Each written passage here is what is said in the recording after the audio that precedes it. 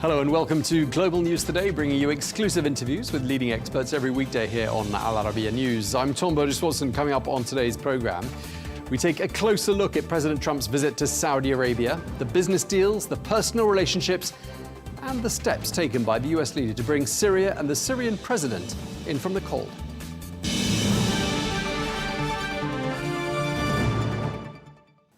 Hello and welcome. The US President Donald Trump has now left Saudi Arabia, where he received a warm welcome, and he's now arrived in Qatar, which is the second stop of his Gulf tour.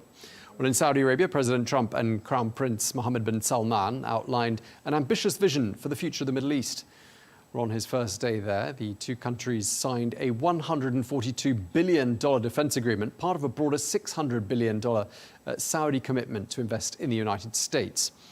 Well, President Trump praised Saudi Arabia as a model for a reimagined Middle East.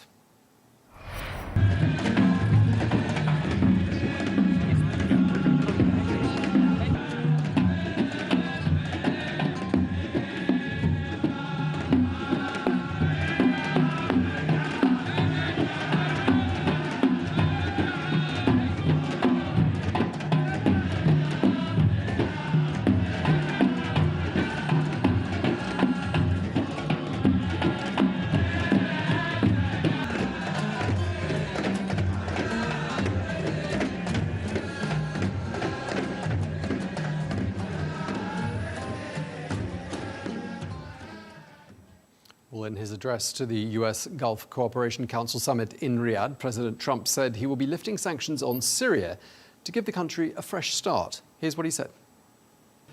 I will be ordering the cessation of sanctions against Syria in order to give them a chance at greatness.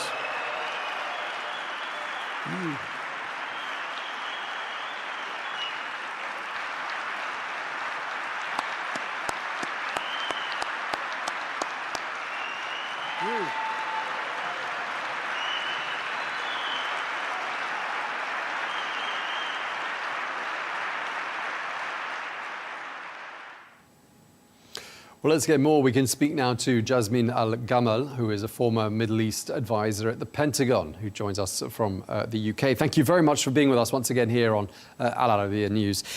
Just want to start by asking you, we heard President Trump earlier on today describing the president of Syria, Mohammed al-Shara, as a young, attractive, tough guy.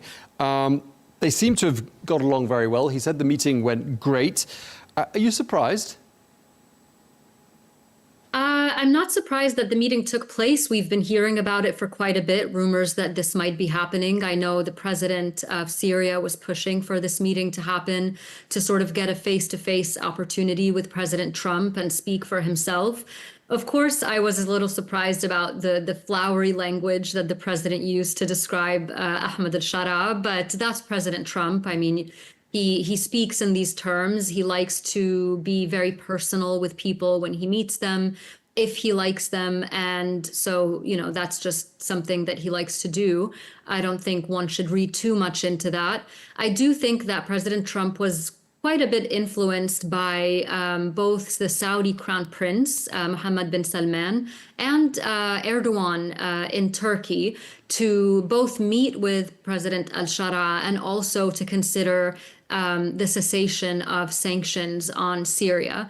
And we know, we've known Trump for a while now, President Trump, and how he acts. And we know that he puts a lot of stock in people whose opinion he trusts. And he tends to agree, when he tends to agree with them, he doesn't look back. So I think what we've seen in this instance is him really taking those words, that advice into account from MBS and Erdogan, and deciding that he agreed with them, that the cessation of sanctions on Syria wasn't necessarily a reward for one person, Ahmed al-Shara, but really, as the president said, an opportunity for Syria and the Syrian people to turn a new page and try to live a better life moving forward.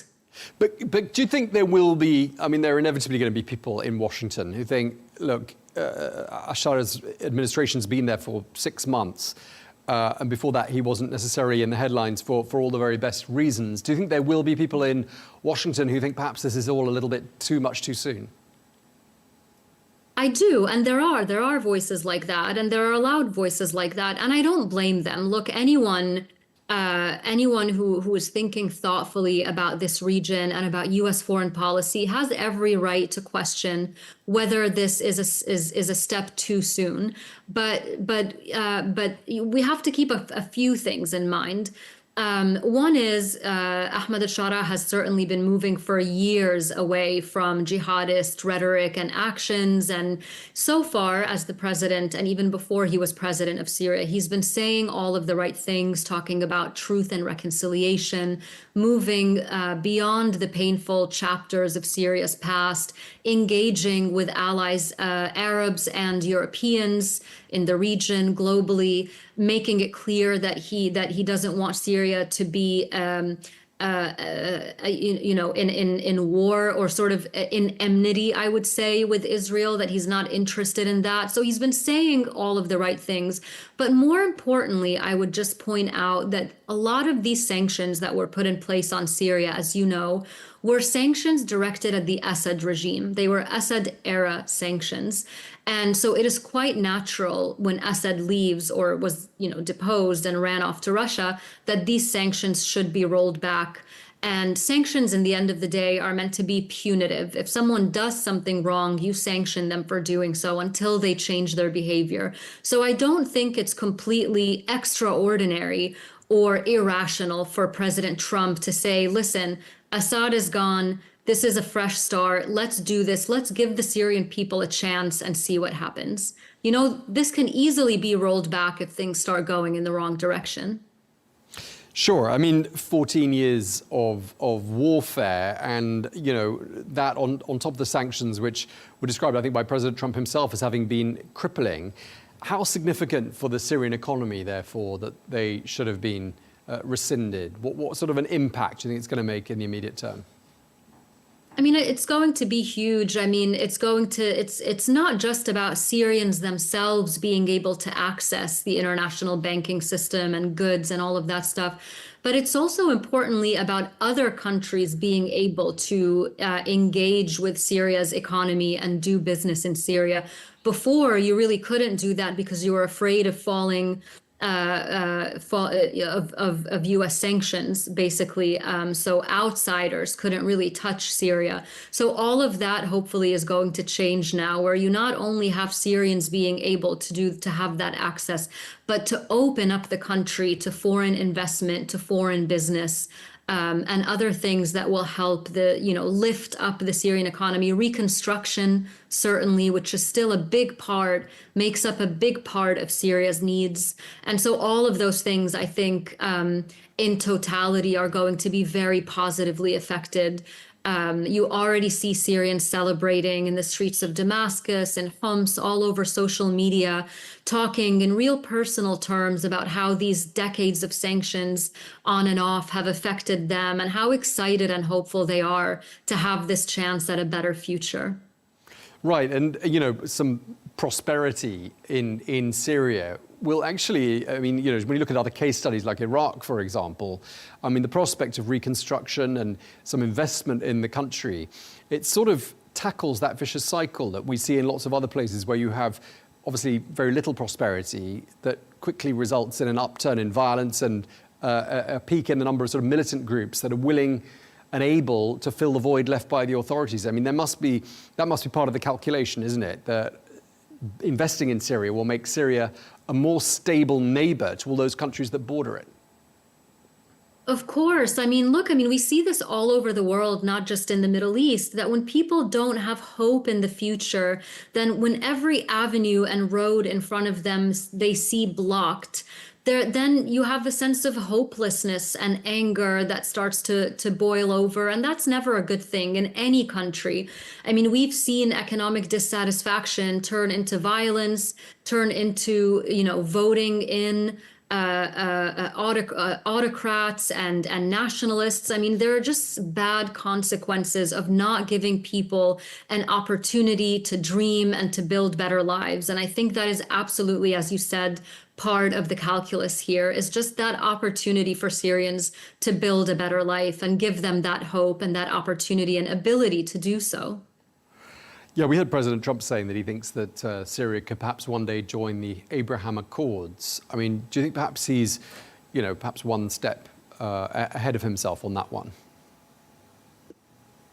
A little bit, a little bit. He said also the same thing to Saudi Arabia when he was in Saudi Arabia, but he sort of couched it in, but at your own speed and in your own time. The idea of the Abraham Accords is something that President Trump and President Biden, like him, were very much in favor of. This idea, I mean, it's great on paper, right?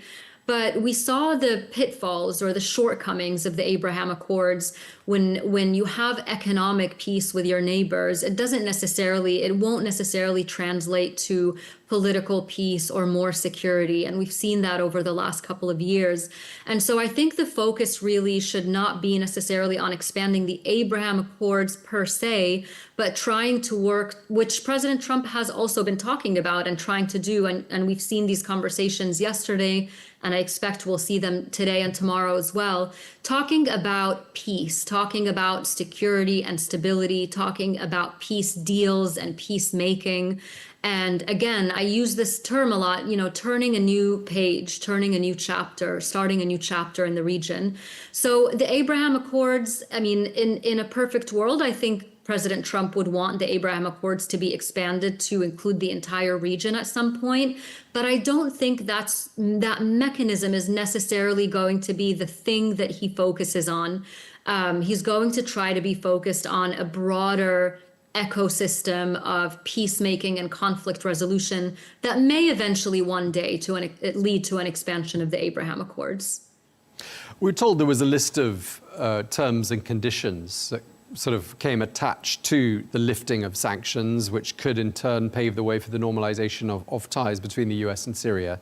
One of the things that President Trump would like to see President al-Shara do is to get foreign fighters to lead the country. That's going to be a tough sell, isn't it, for the Syrian president? And I'm wondering how difficult this whole package is going to be to sell to some of those perhaps more hardliners in his inner sanctum. That's right. I mean, I think you hit the nail on the head with raising some of these concerns. And I'm glad you asked that question, because I was going to say, following on the Abraham Accords point, that the other conditions that Donald Trump has set are fairly reasonable, right? Get rid of foreign fighters from Syria, take over the ISIS camps in the Northeast, not pose a threat to your neighbors. These are all things that President Shara has more or less said that he was on board with. I think the foreign fighter issue, probably out of all of those things, is going to be the trickiest and the most fraught, if you will.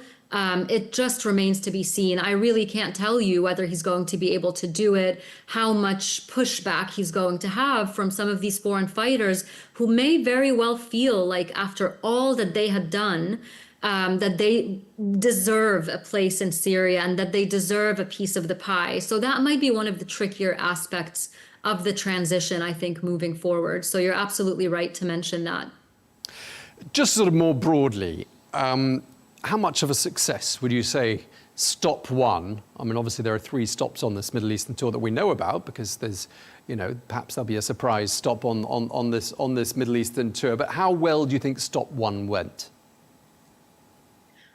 I think it went incredibly well. I mean, if you look at all of the things that were done and all of the issues that were discussed on this trip, you had, economic deals, defense deals. You had the who's who of the tech and banking and defense and other sectors in the U.S. accompanying Donald Trump to Saudi Arabia. There was the investment conference that was happening around the same time.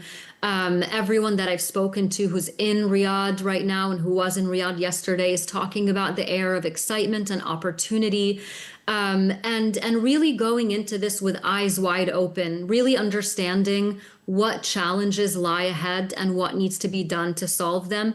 And I think one thing that's different that you're seeing that we didn't really see before, including on Trump's last visit to Saudi Arabia, when he also went to Saudi Arabia on his first international stop as president, you're seeing a lot of collaboration between actors that didn't really necessarily always collaborate before. There's this détente between Saudi Arabia and Iran. There are direct talks between Iran and the US, between Hamas and the US. There's the release of the last living US hostage, Eden Alexander. There's the discussion about Gaza and ensuring that humanitarian aid is finally allowed to enter and finally ending the horrific war that we've been seeing in Gaza and returning all the hostages. You're seeing, it's a very holistic view and a very holistic conversation that includes all of the actors, including Erdogan in Turkey, Mahmoud Abbas from the Palestinian authorities, Ahmed al-Shara from Syria. Everyone is coming around and coming and appearing to be on board with this vision on how to move forward positively, with, of course, the very notable exception, as we've seen, and I'm sure you've discussed with other guests, of Israeli Prime Minister Netanyahu, but that may be a separate topic. But to answer your question, I think it was an extraordinarily successful and positive visit. It's interesting sort of reading the room from afar, looking at people's expressions on their faces and listening to some of the jokes, which at some time, some of the conversation quite light-hearted. I mean, there seem to be some quite strong relationships at play here between, for example, President Trump and the Crown Prince Mohammed bin Salman. And I'm just wondering how much you think these relationships have helped deliver the results that we've seen. How much of a part do you think they played? I think they played a huge part. I mean, you're absolutely right that these are two leaders who have a personal connection, who have had a personal connection for a while. President Trump's son-in-law, Jared Kushner, also reportedly has a very close relationship with Mohammed bin Salman. In fact, when he was in government in Trump's first term, he was criticized for communicating with MBS on WhatsApp, very informally. But they have that sort of long-standing relationship, and you can see that in how relaxed the atmosphere was and how friendly it was. And this isn't just a Trump thing. I mean, in diplomacy in general, if there is a cordial relationship between two leaders, the more personal the relationship is, the more friendly it is, the better that is for diplomacy. And so I think, there's a lot of criticism, and I don't want to discount the criticism around President Trump's relationships and his family's relationships in the region and what that means for President Trump's personal and business interests. We do have to acknowledge that. But just strictly speaking, in terms of diplomacy, I think that warm relationship that he has with some of these Gulf leaders is really helping to achieve some of this extraordinary diplomacy that we're seeing unfolding before our eyes this week from the Gulf. Yeah, indeed, and it goes some way to explaining the size of some of the deals that were struck at that forum in Riyadh on yesterday. And I'm just wondering, just to wrap up, how much of a win do you think Stop 1 was for Saudi Arabia? For Saudi Arabia, it's definitely huge. I mean, Saudi Arabia has definitely dealt with its own problems, especially on the international stage, prior incidents that earned it a lot of criticism and that really did not, there was a period of time when Saudi Arabia was certainly not seen in the light that it is seen today. And it's taken years for this more sort of moving forward positively and being a positive player and a proactively positive player in the region. And now that it's happening, you can see that bearing fruit. You can see it. You can see the way that this is going to be benefiting the people of Saudi Arabia. You can see the potential ripple effects around the region in terms of the diplomacy that's happened around Iran and Syria and farther away, Russia, Ukraine. And the ripple effects it'll have on the U.S. economy as well. So, we are talking about the history of a lot of these actors. Donald Trump, I mean, all of these actors, all of these leaders have very bumpy roads that they've been on in the past. And I think what we're seeing right now, hopefully, is an attempt by all of them to come around the table and try to move forward in a more positive direction not just for themselves personally or for their reputations, but more importantly for the people of the Middle East and for the American people as well. Okay, well, we're going to leave it there. We're out of time. Thank you very much indeed for speaking to us, Jasmine El-Gamal. Thank you for your time today. My pleasure. Thank you.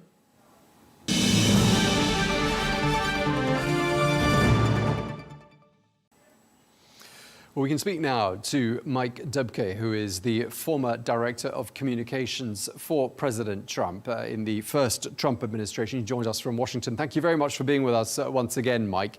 You would, of course, have been working in the White House during the time when President Trump was weighing up where to go on the first foreign trip of his first administration. Just remind us, looking back to sort of 2017, what was the rationale? Why did he choose to go to Saudi Arabia, do you think? Well, I think there were two rationales. One, it was the norm for an American president to visit Canada first in their administration. That generally was the first foreign trip. I believe that George Bush, President Bush, then went to Mexico after. The president wanted to make a different splash, and his trip involved Saudi Arabia. It ended up going to the Vatican at the very tail end of the trip. But he wanted to visit a region that was very important to what his vision was of, spreading the word that America was A, open for business, but B, that there were conflicts that needed to be resolved. And I think looking outside the box, Saudi Arabia made a very logical choice for him to go as his first state visit. Yeah, we were talking yesterday with guests who described the Middle East generally as being President Donald Trump's happy place. Do you think that's something new, or was it already his happy place, do you think, during his first administration? Those were never part of our conversations. It was a little bit more about the geopolitical effect of going to Saudi Arabia and sending that message. I will say this: he didn't mind going to Saudi Arabia or to the Gulf in terms of the travel, but it wasn't. It was less about that, and it really was just striking a different tone. At least back in 2017, that was the goal. Right, and he did strike a different tone, didn't he? Just listening to the way he was talking yesterday. I mean, what could have been a very formal state visit did have some quite informal moments and some humor as well. And do you think perhaps that's part of the appeal to President Trump, that he's got these strong rapports, these strong bonds with figures such as the Crown Prince?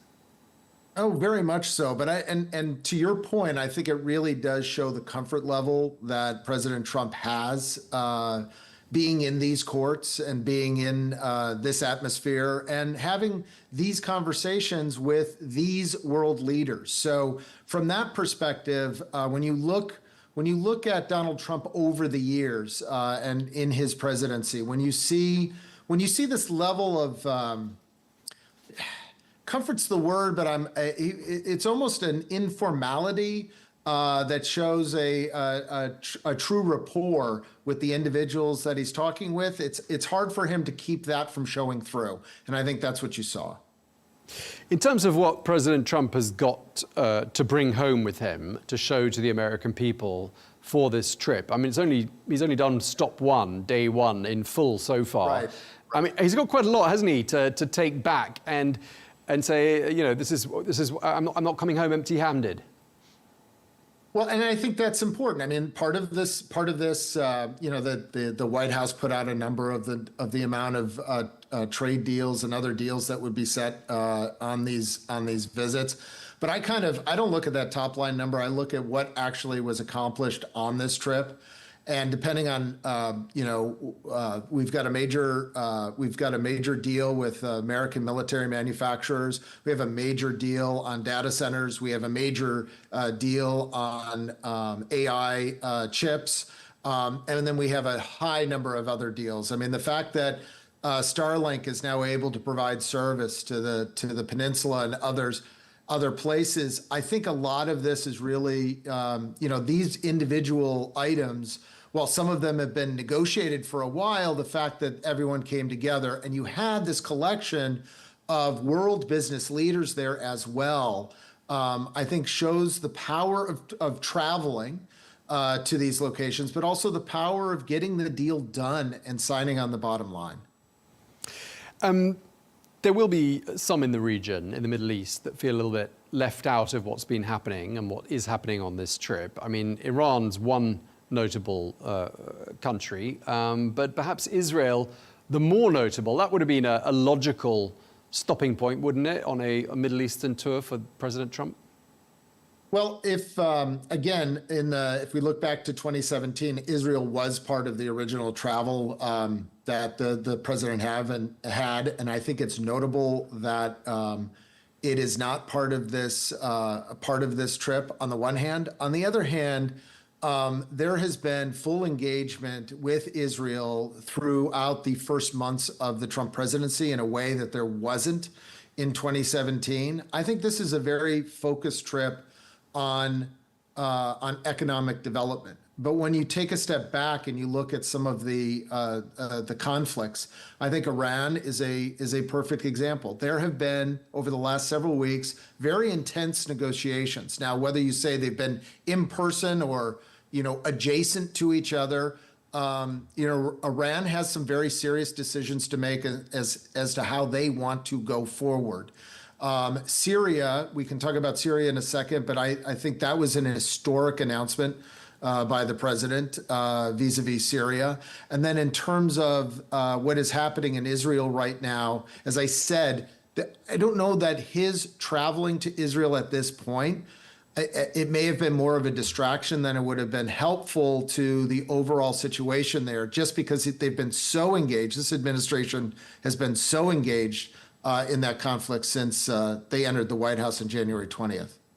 Yeah, and you mentioned Syria, and of course President Trump, the first US president to meet a Syrian president in a quarter of a century. I mean, truly historic stuff. Probably quite unimaginable back in 2017. Even more unimaginable would have been the language used to describe the new president of Syria by President Trump, who called him young, attractive, and a tough guy. I mean, I think a lot of people in Washington were taken by surprise. Were you one of them?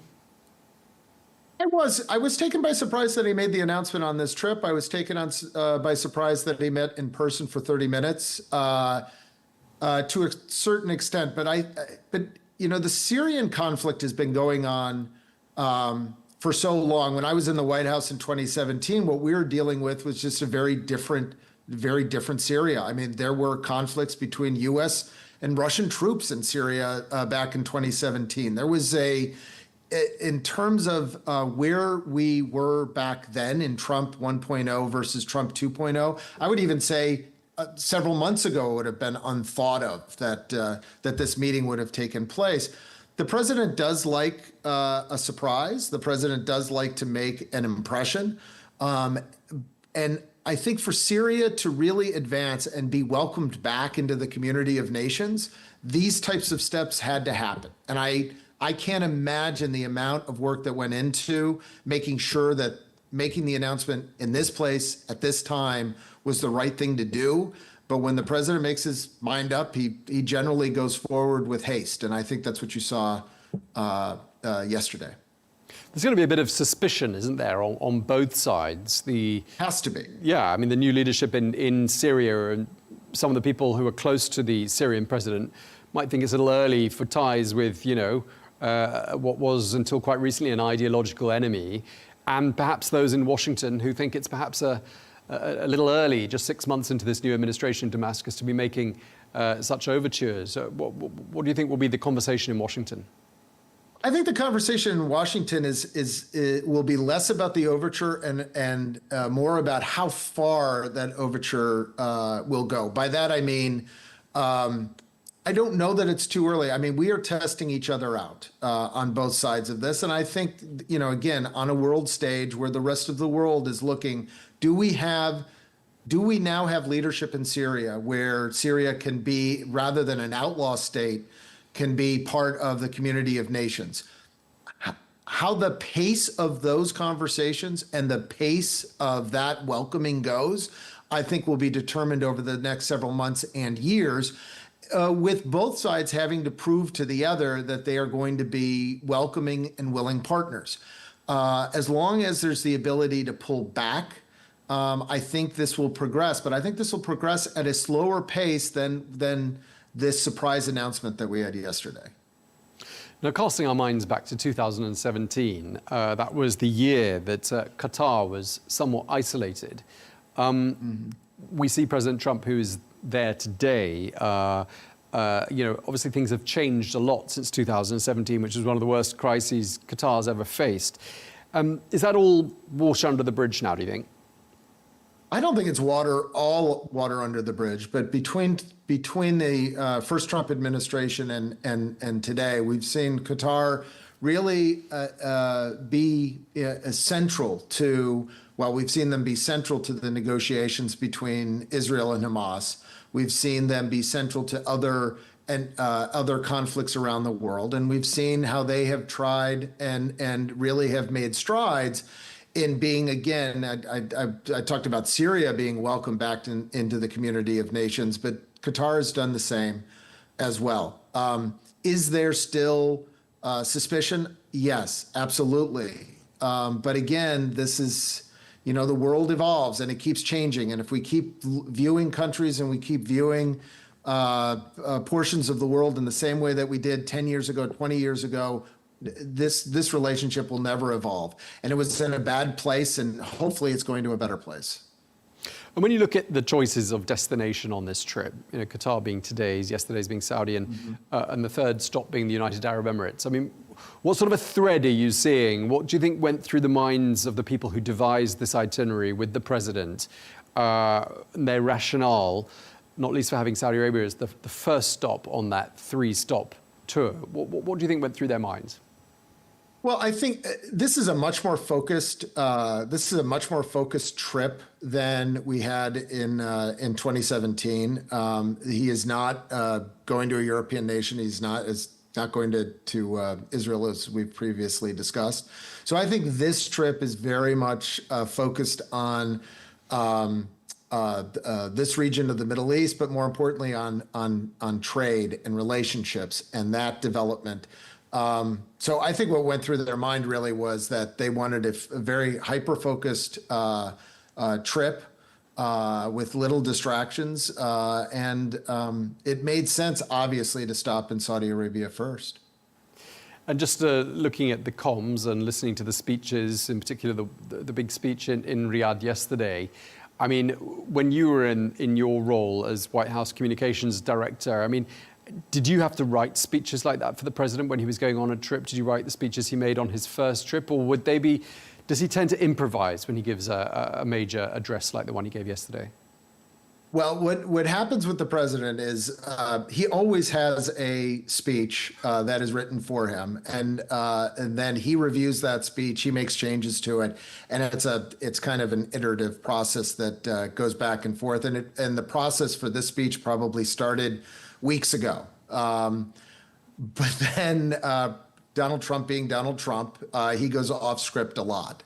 And one of the things I loved doing when we were at events with him is having a copy of the actual speech that he was supposed to give and marking where he went off script and what he was talking about when he went off script. But no, for all of these major events, these documents are thought through, are crafted, and then he adds a little bit of panache to them when he's delivering.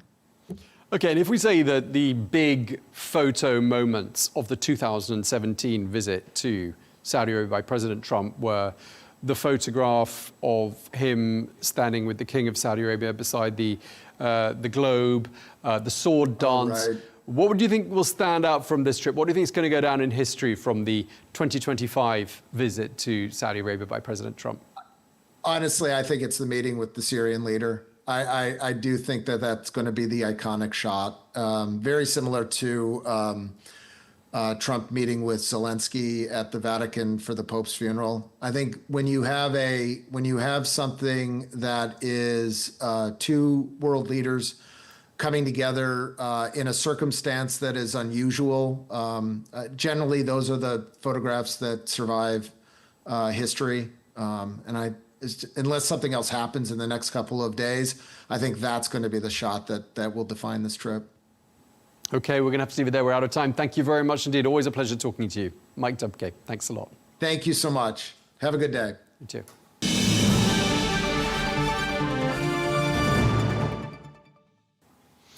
Well, let's get more. We can speak now to Allen B. West, a retired lieutenant colonel for the U.S. Army and former member of the U.S. Congress from Texas. Thank you very much indeed for joining us. You're also the former chairman of the Republican Party of Texas. I'd just like to start by asking you for your sort of overall assessment of what was achieved on stop number one of President Donald Trump's Middle Eastern tour. Well, it's a pleasure to be with you, and thanks so much, Tom. I think it's a reestablishment of a relationship that you saw in the first Trump administration. I think that when he talked about at the conference there about restoring peace, prosperity, and commerce to the region and not chaos, that's what he is seeking to pursue. Going back to the Abraham Accords and things of that nature.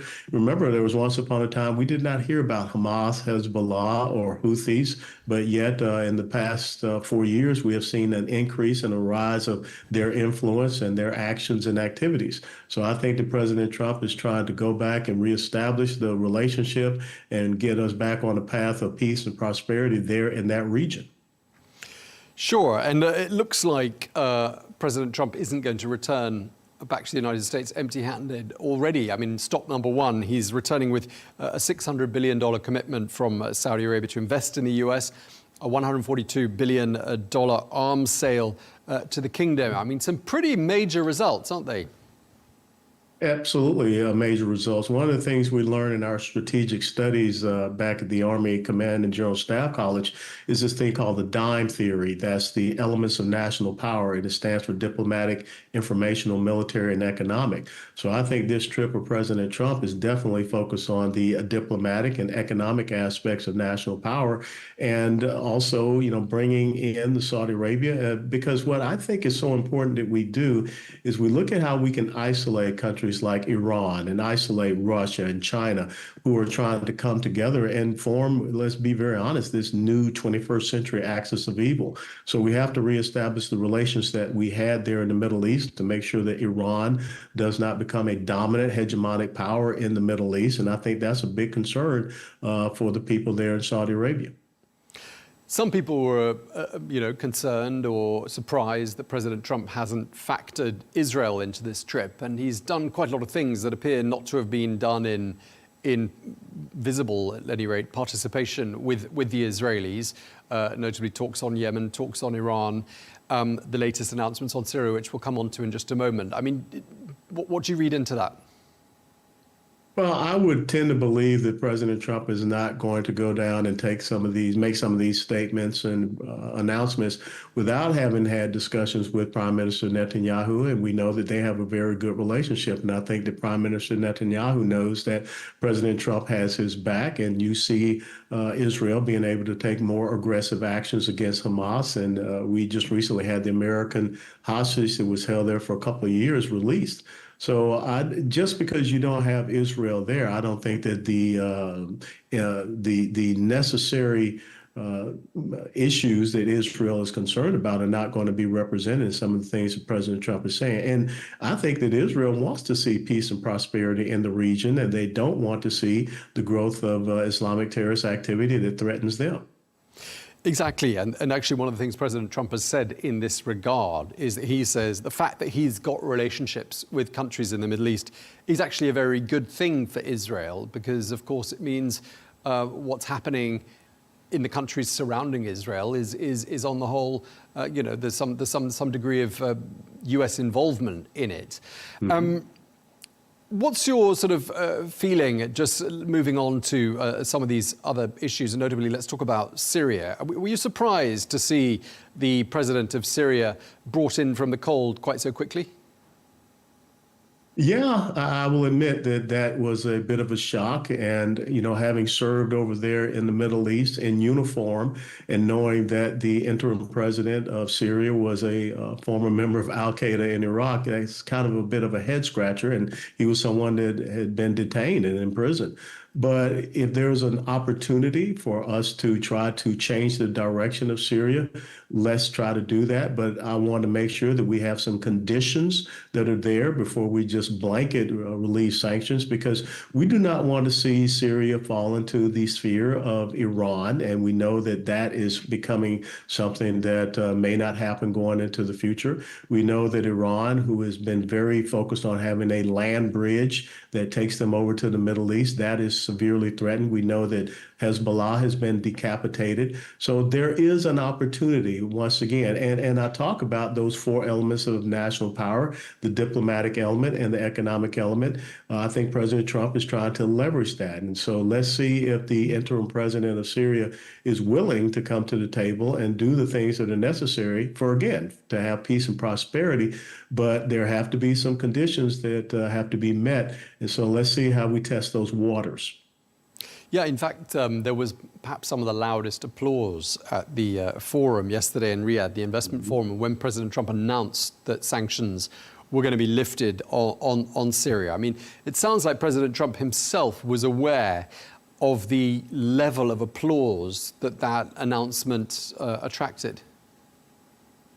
No, without a doubt. And I was watching that address, and you're absolutely right. When the Crown Prince Mohammed al-Sultan, and make sure I got that right, when he stood up, Mohammed bin Salman, that announcement was made, and he was visibly clapping in support of that. But that means that now we have Saudi Arabia and the prince who is bought into that, and maybe they will help to make sure that Syria goes in the right direction as well, which, coming back to your previous question, that's a great thing for Israel, to make sure that they do not have a base and a sanctuary for Iran, and also they don't have a base and a sanctuary for terrorist activity as well. So if we can get Syria going in a different direction, that will affect what happens in Lebanon as far as Hezbollah, and that affects the safety and security of the entire region, to include Israel. Yeah, I mean, this is the first US president in 25 years to meet with a Syrian president. I mean, that's monumental, isn't it? It's absolutely monumental. I will tell you, going back to Operation Desert Shield, Desert Storm, I remember when we were so adept at negotiations with Syria that we actually had Syrian forces that were part of our coalition to go up against Saddam Hussein back in 1991. So you're right, it's been quite some time, and let's see, maybe we can turn the corner. President Trump is already looking to the next step, it would appear. Sanctions have been lifted. There's talk now about normalization of ties, so presumably that means the opening of embassies in each other's countries again. He's also talking about perhaps Syria joining the Abraham Accords, quote, at some point. When do you think that might happen? Well, again, I think that there are some conditions that Syria will have to meet in order to set them on this path. I think that without a doubt, separating them, no ties with Iran, no base of operations for terrorist activities, treating the Christians there, not some of the genocide and massacres and things that we have seen here in recent months. That's another big concern. And then welcoming them in. And I think that Saudi Arabia will play a great part in that, making that happen. But there has to be, a phase one, a phase two, phase three. And at the end of each phase, there are measures of effectiveness. And I call those evaluative criteria and conditions. And if they continue to show that they're on that right path, then they could be part of those Abraham Accords coming later on. And it does look like a lot of regional issues are being addressed in this first couple of months of the second Trump presidency. I mean, Gaza is obviously very much under discussion, although perhaps no breakthroughs at the moment. There's been progress with regards to the Houthis. There's progress with regards to Lebanon. That country seems to be making great strides. A ceasefire brokered by, well, in some part, brokered by the US Secretary of State Marco Rubio between Pakistan and India. I mean, these are quite big achievements, aren't they, by the Trump administration with regards to foreign policy? Well, they are. And I think that you have a president that is focused on this, and he has the right person as the Secretary of State, Senator Marco Rubio, who's been sitting on the Senate Foreign Relations Committee for quite some time, even been a chairman. He's the right person to have there. And I think that he is able to speak from a position of strength now, as opposed to, I'll admit, the previous 4 years. The most important thing is that we have seen a undermining of Iran and its exploits in the region. And so now with a weak Iran, you don't have a strong Hamas, you don't have Hezbollah, you don't have the Houthis. So you had to go after that, number one state sponsor of those terrorist activities and actions in those groups. And I think that is what's happening. And if you go back to the previous Trump administration, Iran was bankrupt because of the sanctions that were put upon them. And you did not hear about terrorist activities coming from those organizations. And now I think we're returning back to that. But it's so important now we get the Gulf Cooperation Council, the GCC, to come together and be partners with the United States of America and be partners with Israel in that region to make sure that, again, we continue to have peace, prosperity, and commerce instead of the chaos that we've seen here recently with the Hamas, with Hezbollah, with the Houthis. And for people asking what's the incentive for the United States to bring Syria in from the cold like this, I mean, there will be cynics out there that say Syria does have some oil wealth. What would you say, how would you sort of wrap up, why President Trump should be so keen that Syria should no longer be isolated from the rest of the world? Well, I think it's important that we try to show we want people to be part of cooperation and peace and in the security of everyone. Look, I live here in Texas. In the United States of America, we can produce, we can consume, we can export our energy resources between our oil and natural gas, and we can also refine our coal that we have here with clean coal. So I don't think that this is about a dependency on foreign nations for oil or energy resources. We can do that here very well in the United States. This is about making sure that young men and young women in the future throughout the Middle East have an opportunity like we have here in the United States of America to live in peace, to be prosperous, to be able to travel freely. I mean, I would love for my two daughters and their husbands and my grandsons to be able to travel freely in the Middle East and go and experience all the history that is there. And the only way that we can do that is by making sure that we are bringing people into this coalition of peace and prosperity and not allowing them to drift to a different coalition, which is dominated by Russia, China, Iran, North Korea. So just to wrap up, I mean, Syria is obviously a huge country and it borders lots of other countries. It's a pretty pivotal region of the Middle East. Security and stability for Syria, I mean, just to sum up for us, what's the ripple effect across the region, do you think? I think the ripple effect, number one, it sends a message that Iran is not going to have that hegemonic dominance. I think that it also creates an opportunity in Iraq.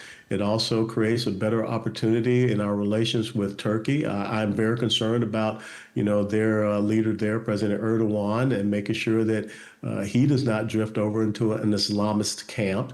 So I think that Erdogan will be paying attention to what is going to happen in Syria. And then again, also, it will bring stability to Lebanon, and maybe Lebanon can once again return to be that jewel of the Mediterranean. I think they used to call it the Paris of the Mediterranean. So it could have that ripple effect all throughout. But without a doubt, Syria will no longer be a base of operations that for Iran and also a base of operations for Russia. And I think that puts pressure on Vladimir Putin as well. Okay, we're going to have to leave it there. We're out of time. Colonel Allen B. West, thank you very much indeed for your time. Really appreciate it. My pleasure. Thank you, sir.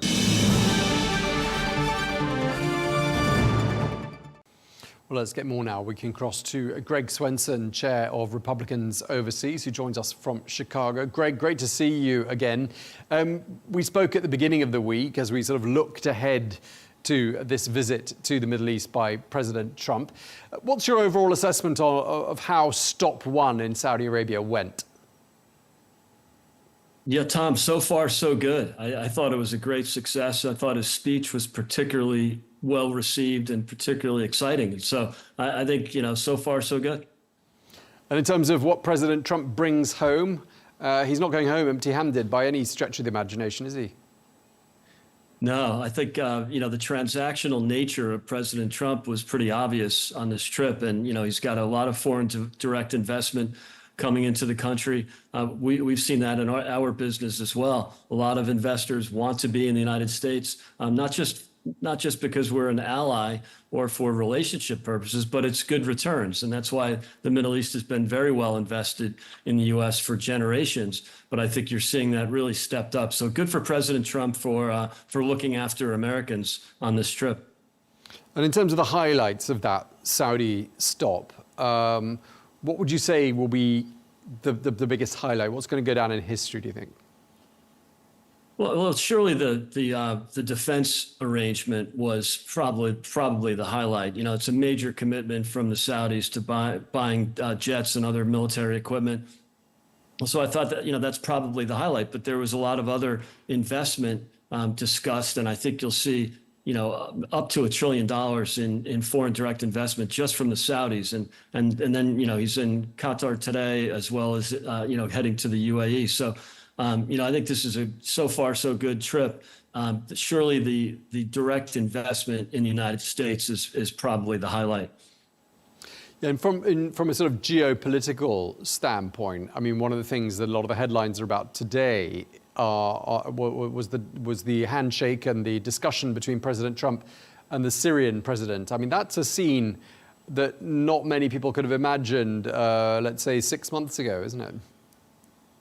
Yeah, it's interesting. President is really, you know, really wants the best for the Syrian people, and wants, as he mentioned in his speech, he wants to give them a chance. And you would, yes, you're right, Tom. You wouldn't have expected to see that scene, but you know, it's a different scenario now. Assad is gone, and you have a little geopolitics going on here. We don't want the Syrians, you know, this new Syrian government to cozy up with Iran. That was one of the challenges with Assad in office. It was basically a close partner of Iran, or even almost a proxy of Iran. So, you know, without Syria there as an Iranian ally, it really provides an opportunity for the United States to step in and try to make sure that Syria aligns with our allies, not our adversaries.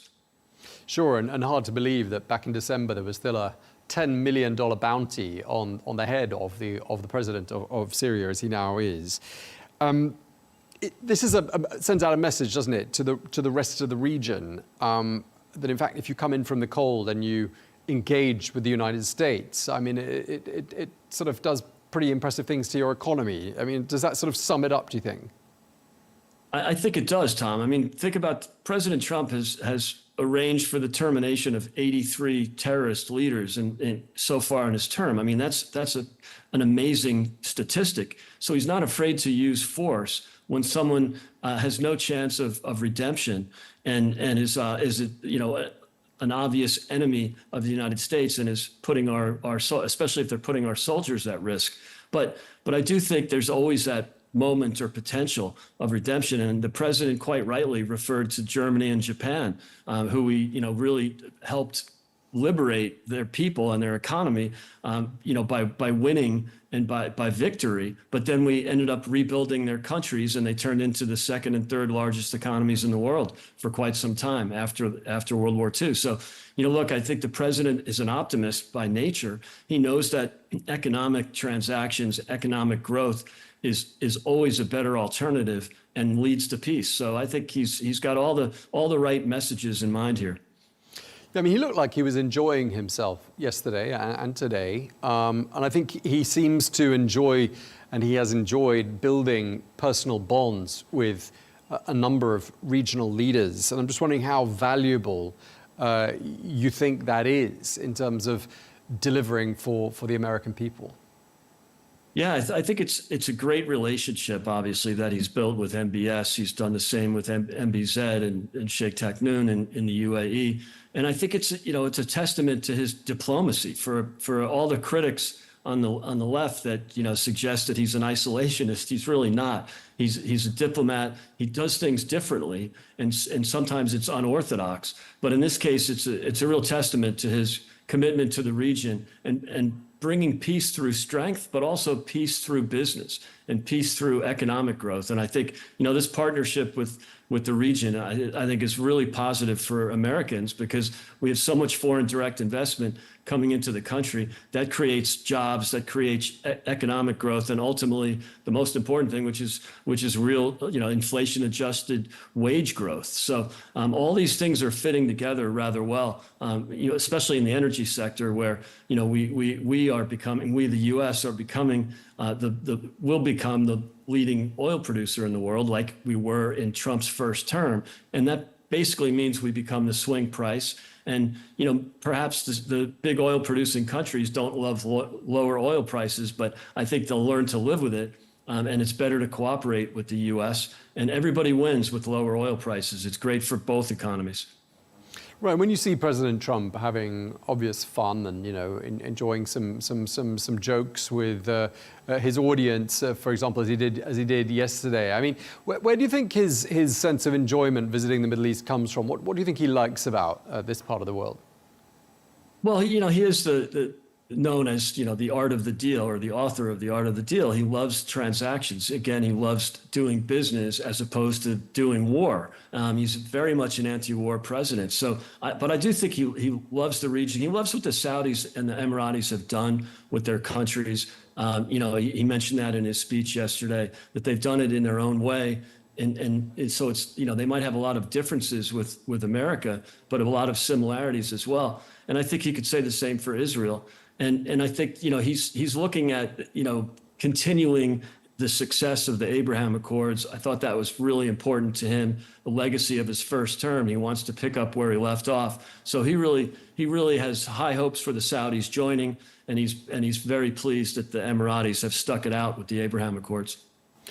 There is a bit of a perception, isn't there, that Israel's being blindsided by some of these quite big decisions, like the outreach to the Syrian president, discussions with Iran, discussions with the Houthis. Do you think that perception is justified at all? I don't think so, Tom. I think it's exaggerated, is to say the least. I think in some ways it's hysteria. Look, the president has unquestioned support for Israel and a great relationship with Netanyahu. I think allies sometimes disagree. I remember Reagan and Thatcher disagreeing about the U.S. invasion of Grenada, and they got over it. I think this is just a small speed bump. Of course, I think Israel has every right to be suspicious of Syria and concerned. They've just spent the last 18 months fighting multiple front wars against Hamas, against Hezbollah, against the Houthis, and defending against attacks from Iran.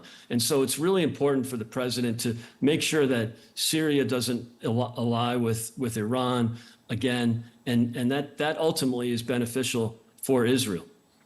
Just lastly, Greg, I mean, what's the perception of this trip so far from where you are in the United States? What kind of headlines did you wake up to there in Chicago? Well, it's classic, right, left in terms of the media headlines. I think, MSNBC and CNN are going hysterical on it and trying to find something wrong. They're dwelling on the $400 million plane, the gift from the Qataris. Of course they are. For the most part, the headlines in general are really positive. If you look at neutral media, and there is some neutral media in the U.S., really positive. The economic optimism here is really off the charts. And it's been that way since Election Day. But I think definitely up a notch with the trip to Riyadh. Yeah, definitely foreign policy in overdrive these last few days. All right, we're going to leave it there. Thank you very much indeed. Always a pleasure talking to you. Greg Swenson, thanks again. Great to be here. Thanks a lot. Well, we can bring into the conversation now Brigadier General Dr. Meir Elran, who is the former IDF Deputy Director of Military Intelligence, now a senior researcher at the Institute of National Security Studies at Tel Aviv University. Thank you very much indeed for joining us once again here on Al-Arabiya News. I'm just wondering what the overall, thank you, what is the overall perception in Israel of this visit by President Trump to the Middle East, close to Israel's backyard in a way, but not stopping off in Israel? How is it viewed there?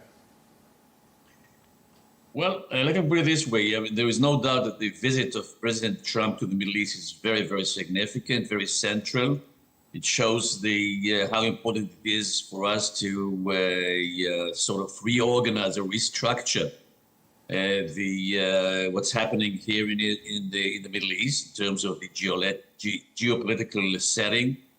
And when it comes to Israel, of course, I mean, we would love to have President Trump coming to Israel as well. He chose not to do it this time. He will probably come here sometime soon. And well, there is a concern in Israel, not just because he is not coming to Israel, but because of the fact that some of the decisions that have been made by Trump and some of the processes that he has pushed forward are not necessarily in sync sufficiently with the policies of the government of Israel. Okay, just to interrupt you there, I mean, what decisions in particular are you referring to that you're saying the US is sort of veering away from traditional US and Israeli foreign policy decisions? Well, there are two separate things that are connected. Number one is to what extent Israel can continue to be a very intimate partner, I would say, ally and friend of the United States, as has been the case for the last 77 years. And we were always very proud of that, and this is an asset, a major strategic asset for the state of Israel. This is one thing. But on the other hand, there are some particular issues that not only were not consulted with Israel, apparently, but also raised some questions about the compatibility of the Israelis' government's policies and that of the United States. I mean, let's take the most important one. This is the issues with Iran, and I think that it would be very, very important if the United States manages to sway the Iranians away from the nuclear option, military option. And we would be very much for it. But there are concerns in Israel to what extent this is indeed the present policy, and to what extent the United States is going to push it forward in the talks that are being held now between the two sides. So this is one thing. The other thing, of course, is the agreement or the understanding with the Houthis to stop the engagement, the military engagement over there, without Israel being part of that. And also, where I have to add, I mean, what's happening presently in our northern part of the country, and this is the relations, the emerging relations with Syria, with the new regime in Syria, and at the background also the relations with Turkey that is not really, and to put it mildly, very friendly to the state of Israel. So there is a large array of issues that in regular circumstances would have been discussed with Israel, would have been coordinated with Israel. This is not the case, and it has to be amended. I'm saying it again. I mean, it can be amended. It will be amended, hopefully very soon.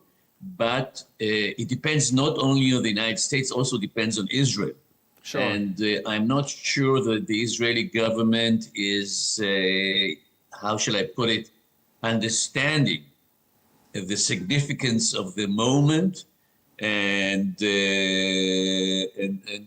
has to do something about it. Sure. I mean, what the Trump administration would argue, and in fact, what we've heard from the president himself, is that the fact that he has got these very good relationships and he's building new ones, as we saw on our screens with him shaking hands with the relatively new president of Syria. The fact that he's got those relationships in the region, he says, is a very good thing for America, but it's also a very good thing for Israel. If these people, these individuals, these countries are brought into President Trump's orbit, he'd argue they perhaps represent less of a threat to Israel. Do you buy that argument? I do. I think that basically the different components of the American thrust led by President Trump in the Middle East is a constructive one. And I think that Israel has to be part of it. I think that we have to broaden the basis of the Abraham Accord. I think this is very important for us, but we have to do it also with our own participation and with our strategic input into it. And I think that we have to be aware. I mean, the Israeli government has to be aware that it has to understand the significance of the moment. historical significance of what's happening presently in the Middle East, and we do not need to be in the margin of these processes. We have to be a leading partner in this area, and I think that we can do that, and I think we can do it with the Americans and with the Arab pragmatic countries. And I am not ruling out Syria also, and not to mention Lebanon, for example, and some other partners that are definitely possible partners to this process, together with Israel. And I hope that we will be able to find the right way to finish the war as soon as possible, to get back our kidnapped hostages, all of them, as soon as possible, within the days. And if that is done, this will be a major opening to this new era that is being opened and led by President Trump. Sure, and the whole Arab world supports the Palestinian people. And we did see some of that in action in Saudi Arabia, with Saudi Arabia standing its ground on the issue of normalization of ties with Israel at this particular juncture. Do you think a Palestinian state looks more likely or less likely now than it did, say, a couple of months ago? It depends what point of view you're taking. But if you're asking me about the situation right now in Israel, it is more problematic now after the events, the tragic, the brutal events of October 7th, 2023. I think that if we can manage, together with the Americans and with the Arab states, to carry out the vision of the elimination of Hamas as the most radical, barbaric force within the Palestinian nation, I think that it can be done. This is why it's so important for Israel. And in this respect, I am in favor of that. We have to finalize or to finish the job of dismantling Hamas as an organization, as a party to any kind of future processes within the Palestinian people. If we can do that together with our potential parties, I think that the Palestinian people as a whole and representatives of the Palestinian people can and should be parties not only to the rehabilitation and reconstruction of the Gaza Strip, but also to the reconstruction of the whole geopolitical regional setting. I think that this is needed, this is possible. I'm not sure that the Israeli government right now would be very happy about that. But in order for it to be willing to go ahead here, we have to have the support of the Western world. We have to have the support of the Arab pragmatic countries to help us in our quest to eliminate Hamas as an organization. And this can be done, and we are on the way to do it. It's not an easy chore, but I think it can be done, it should be done, and it should be done as soon as possible. This will open up the chances for what you said about the prospects of building up a new region which is stable, which is peaceful, which is prosperous, and then all the investments of the United States, Saudi Arabia, and other Gulf countries will bear fruit. And this is, of course, a great vision that I definitely adhere to. Okay, we're going to have to leave it there. We're out of time. Thank you very much indeed for taking the time to speak to us, Brigadier General Dr. Meir Elran. Thank you for your time, sir. You are very welcome. Thank you.